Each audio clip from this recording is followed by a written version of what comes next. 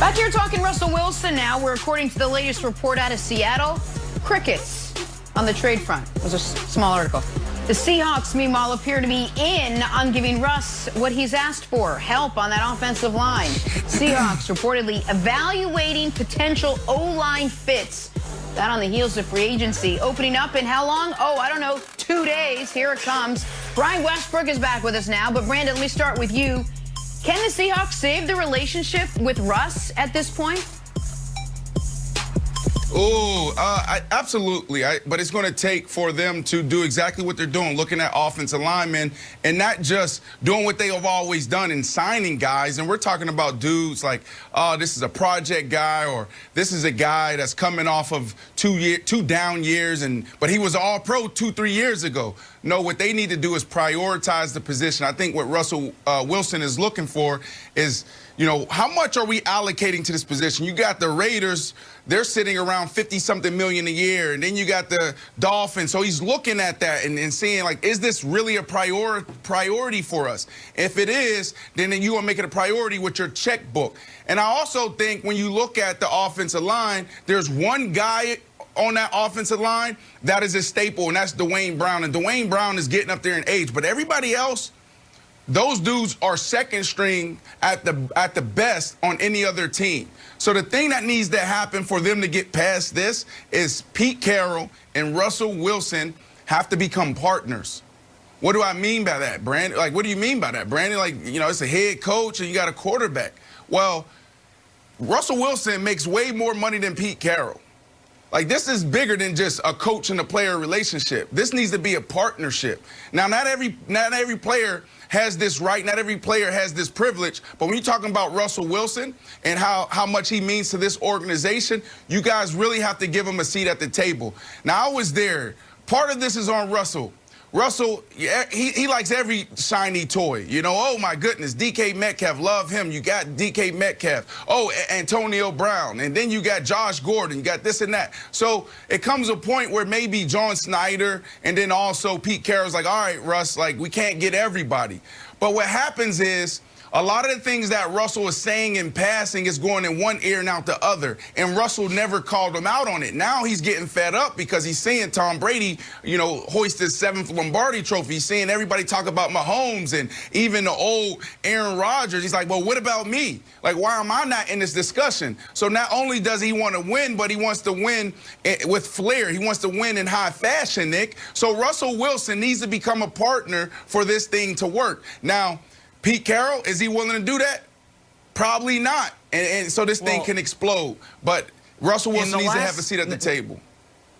Brandon, in the last 90 minutes, it got a little bit harder for Seattle because their left guard, Mike Iupati, retired after the season.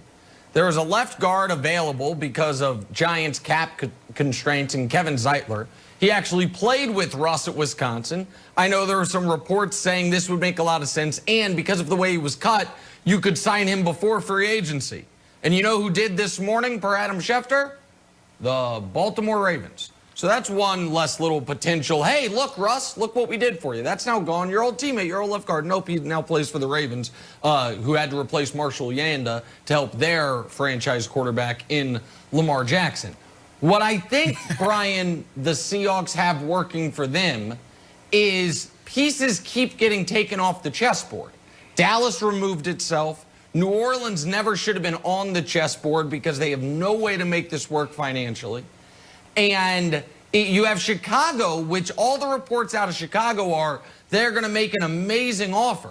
But whatever offer they provide, they can't provide the one thing that I would think Seattle has to get back. Either a quarterback or a pick with which they can draft a quarterback. Seattle doesn't have, or Chicago doesn't have that. So I do think Seattle, if those were really the only 4 teams Russ would go to, there's only one left, really, that to me is realistic. That's Vegas. Now, Vegas has, I couldn't believe this, I read this stat this weekend, they have been above 500 once in 18 years. One time.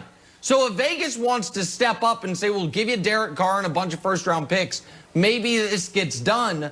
But otherwise, Brian, I wonder if Seattle's mindset is, we'll do some of what you want, Russell, but you should have picked a better list because that list is quickly becoming one and at most two teams, and those teams got to present a reasonable offer. You know, Nick, when you're talking about Vegas, I read a report last week that Mike Mayock said that Derek Carr is our guy. And that's not to say that guys and GMs and presidents don't change their mind over the course of time, but usually you don't come out and say that and then you go trade for another quarterback. So I just don't see that happening either. You know, to me, this all goes back to that Super Bowl. And I don't know if you guys remember, but I remember seeing Russell Wilson and Sierra watching down the field at Patrick Mahomes and all the weapons that he has, Tom Brady and all the weapons that he has. And he didn't look happy. He didn't look happy at all up there in that suite. He was sitting there with Roger Goodell and his beautiful wife, and they were just sitting there. They were having a great conversation, and Russell Wilson was pouting because he was jealous. He was upset. And to me, this play has all been about getting some control with that front office as far as in Seattle, having some say-so in the things that are going to go on in that front office, but getting more weapons around them. You have great wide receivers. You have the ability to run the football, and I think now you have to get that offensive line. You got a brand-new offensive coordinator, and I think that plays a big part. Shane Waldron is a guy that was a passing game coordinator for the Rams. He is a balanced offense type of guy. You're not going to be all run-focused. Now Russell Wilson can throw the ball a little bit more. They can be more aggressive there. But in order to do that, you have to find a way to protect your quarterback. And for me, from the beginning, this is what this was all about. Being able to find players to put around Russell Wilson to protect him so he's not getting banged up from the quarterback position. Hey, Brandon, doesn't this feel like a looming divorce? Like there's problems in the marriage, like, well, yeah, we got divorced yesterday. Like, you did? Yesterday? That was fast. Versus like, yeah, you know, 2 years ago, remember how we were having problems? Yeah, we made it official. Doesn't it feel like that? And doesn't it feel a little bit like Tom Brady, that there was problems in New England, kept winning? It's like, all right, by the way, my house is for sale now, even though I'm going to play the full year, and then I leave. So it feels like Russ will give it one more year. Unless they win the Super Bowl, this is just going to get worse and worse and worse. Then Seattle will also be in a financially advantageous position to move on from Russ next year, because this year there's cap hit would be 39. Next year it'll be 26. That's numbers courtesy of our resident GM before the meeting. Right. So do you think this year it feels like he stays? Next year, do you see him going? No, I think Russ is going to put pressure on him. Like, Nick, you just talked about the Baltimore Ravens stepping up and taking that guard off the board.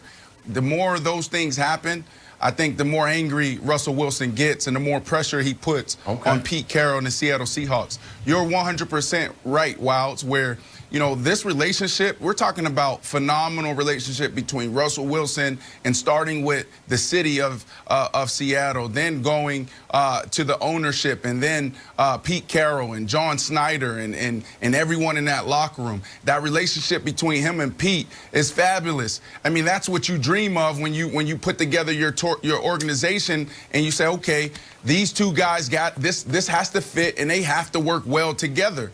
But the reality is that now Russell Wilson is stepping into his own. And I think once the Legion of Boom was broken up, then they gave it to Russell Wilson, and it took him time to say, you know what, I am the guy. He just led by example. Yeah, Russ was raw. He said those things. Now he literally has to lead this organization. And this is the first time he's felt comfortable sitting down with management and talking in black and white. Like, I know we are friends. I know we love each other, but this is about business now. And that's what you're seeing. So if they don't make it right, then yeah, it could be one more year. But Russell Wilson is putting the pressure on Seattle right now to make it right, because he see everybody else achieving things at a high level. And don't get it twisted. He wants to be right in all of those discussions on television. He wants all the awards. He wants to win Super Bowls. And like I said earlier, he wants to do it in high fashion. You know which team doesn't have a quarterback issue right now? The Green Bay Packers. They had a running back issue, but not anymore. Packers signed Aaron Jones up over the weekend. But is that enough to get the Pack to Super Sunday? Find out next. Brian, thank you as always.